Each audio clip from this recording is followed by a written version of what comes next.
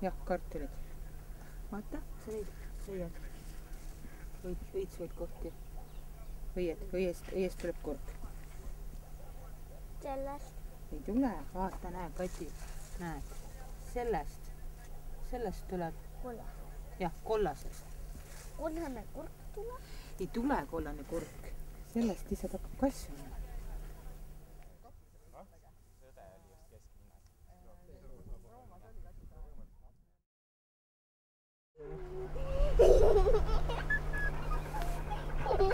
Kuule Kott, millest sa põhiliselt meile siis täna tahad rääkida? No tegelikult kui huvitab, siis me võiksime vaadata sinnapoole, ehk siis minna sellest Pilpa küla servast läbi ja sellest teisele poole. See on üks väike oja ja siis üle selle oja on selline looduslik kooslus, mis siin on ka samamoodi tänu sellele Vene sõjaväele säilinud, et sinna midagi peale ehitatud ei ole, aga seal on siis niisugused huvitavaid taimi, mida võiks iseenesest inimesed Tartu ümber tunda. Sest et tagasihoidlikult öelda, siis see kooslus, mis seal kaugema niidu peal on minu teada Eestis ainulaadne. Iseenesest seest teist ei ole nii suurel pindalal, et eksisteerib ainult tillukeste fragmentidena siin ja seal. Aga jah, siis iseenesest peaksime sinna minema. See on ikka, juhi siis meid.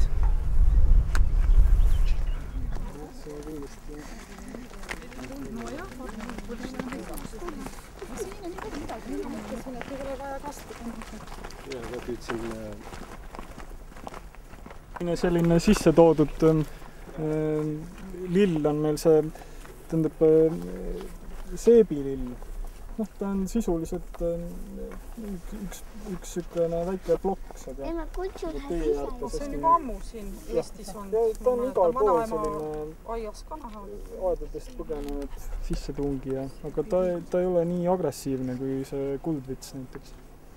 Seebilille nimi on millestki jah, kui seda taime õõruda, siis ta läheb libedaks. Ja teda kasutatakse šampoonide valmistamisel.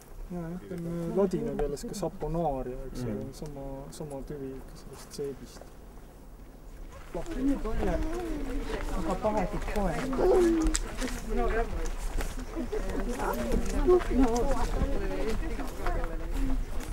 Aga kuna tuli siin kantriks selline kurg lugu? No me tegime.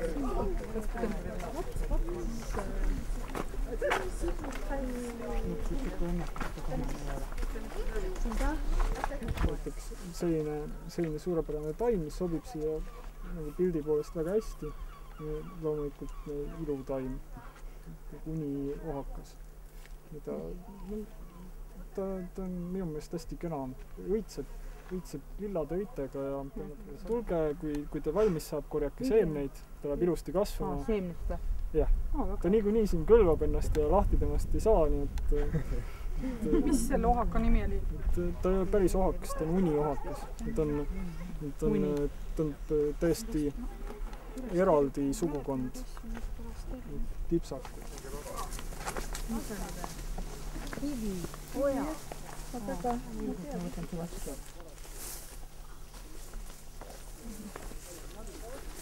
On ju Katju? Oppa! Minu võtta ülesse, minu rannu ülesse.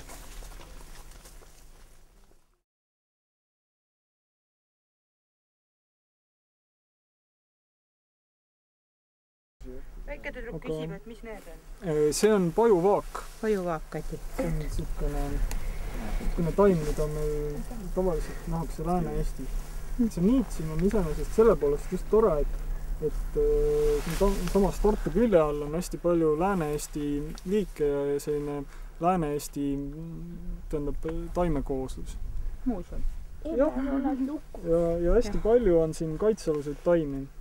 Näiteks see siin on esimene, see on 3. kategooria, kõige lahjem kategooria. Ahtale Hinäängelheim. Teda on siin üldse, et seal eemale õõtsub üks kenasti õitsema läinud läinud taim, eks ole ka. Niisugune peenikeste läikivate lehtedega. Teda on Tartu ümbruses hästi palju ja tema on selline, kelle võiks looduskaitsega rahulikult ära unustada ja ta saaks ikka hakkama. Et siin on meil siis üks tähendab selline ääretult haruldane liik, pehme koeratubakas, kes kasvab Eestis ainult Tartu ümbruses, väga piiratud alal ja tema selline tõeline levik on selgunud alles viimastel aastatel. Tema selline probleem on mitte niivõrd selles, et ta oleks kohe kadumas, vaid selgus, et teda ka tuntakse üsna vähe, et paljud leiukohad ei ole lihtsalt sellepärast teada, et isegi botaanikud ei erista teda teisest sarnasest liigist. See ongi siis oma see raapsule, mida Jaak nimetas, ta on meil ka kaitsel 3. kategooria. Tema on rahvas välja mõelnud sellise meelitava nime Baskheim, värvi Baskheim. Tema on selles mõttes huvitav, et ta on siin Tartu ümber levinud ja siin on väga suur populatsioon. Kui ta õitsema läheb nüüd, siis ta annab siin täiesti tooni, aspekti, värvi. Aga järgmine niisama suur kooslus, kus teda on siis laelatu puisniidul Virtsu juures. Ja sisuliselt ongi tal 2 sellist suuremat leviku laiku. Üks on siin Tartu ümber ja teine on Virtsu puhtu laelatu ümber. Üle kevade on need maastikupõlengud. Kulu põleb ära, väiksed põõsad koos sellega ja tänu sellele ta ei ole kinni kasvanud, sest teda ei ole aastakümneid niidetud. Iseenesest, siin nagu peaks kasvama mets, kui natuke aega edasi läheb, siis see nii.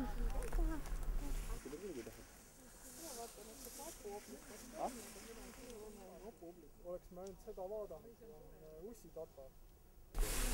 Ühesõnaga, seda ussitatart, Polygonum pistorta, teda on siin tohutul hulgal, nii et kui ta õitseb, siis me näeksime, et terve see niit on roosa. Ta teeb sellise pisikese nagu pudeliharja kujulise roosa õisiku, aga praegu on tema hooaeg läbi, ta on ära viljunud ja nüüd on ta selline, nagu ta on. Mina sõimasin seda ju mingiks oblikaks. Mis asja? Ei, Polygonumit. See on kirburohi. Jaa, ei, ma tean, jah.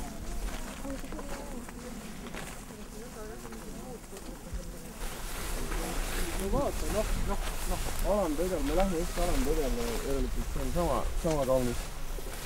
See on meil siis, see on Gladiool, kodumaine Gladiool. Gladiool on kaatus. Ehk siis niidu kuremõõt.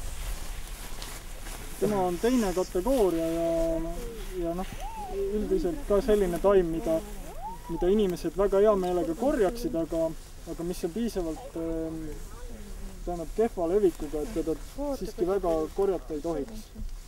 Siin oleks väga lihtne iseenesest seda hooldamist taastada ja hakata uuesti niitma ja ta võiks väga hästi siin säilida. Siin on ka üks häda on see, et kui me nüüd kujutame ette sellist tööstuslikku heinamaad, kultuurheinamaad, siis see oleks praeguseks juba 2 niidet saanud.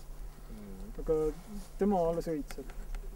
Ta tahaks seda, et tal oleks kuskil võimalik peaaegu suve lõpuni püsti seista ja siis oma seemned maha puistata. Sest et kui me ta kevadel kohe maha niidame, okei, ta ajab oma lehe uuesti püsti, ühe siukese lehe, eks ole. Ja siis paar aastat veel ja lõpuks kängub seal teiste taimede varjus ära ja ega tast midagi ei saa. Mida talle vaja on selline mõõdukas inimtegevus, mis surub maha väga tugevad konkurendid, aga jätab ta enda ellu. See on sooneiuvaid. Epipactis paustris. Aga ta on ka pigem selline tavaline liik, mis lõppkokkuvõttes kipub ikkagi hääbuma ja annab oma leiukohti elupaiku tagasi. Et iseenesest on selles mõttes tore, et ta paljuneb kenasti maa-aluste võsudega, et kohati tema kogumikud võivad olla täitsa sellised suured ja muljet avaldavad. Kes asjandus sööja? Ma ei tea, mingi punase täpiga vaatamatki. Huvitav on. Ükskord Maiamaa peal nägin küll, aga siis need fotokad Niuke ligi. huvitavad asju, mida ma pole elus näinud. No vot.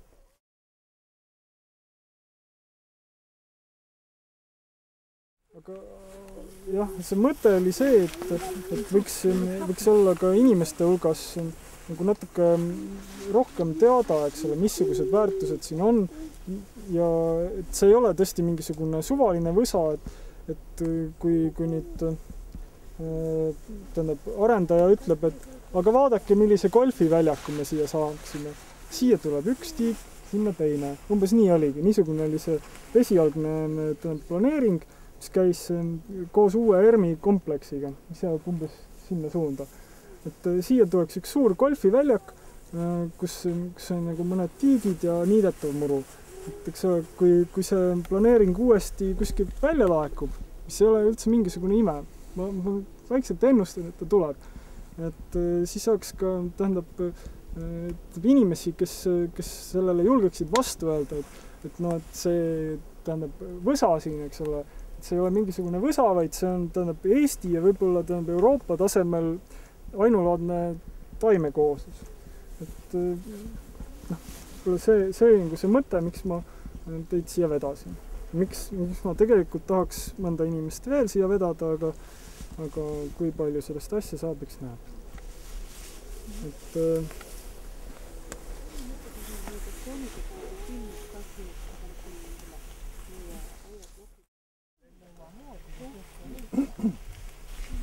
aga Ott, ma tahtsin ju küsida, et vaata nüüd me siin käime rahvaga koos ja et kui nüüd inimesed omapäi hakkavad tulema siia alale, et kuidas siin peaks käituma? Et praegu me käisime suuremas osas ilusti Aneriviis ja et mitte liiga palju tallata ja milliseid juhiseid sa siis nagu inimestele annaksid või ütled, et ärge üldse tulge?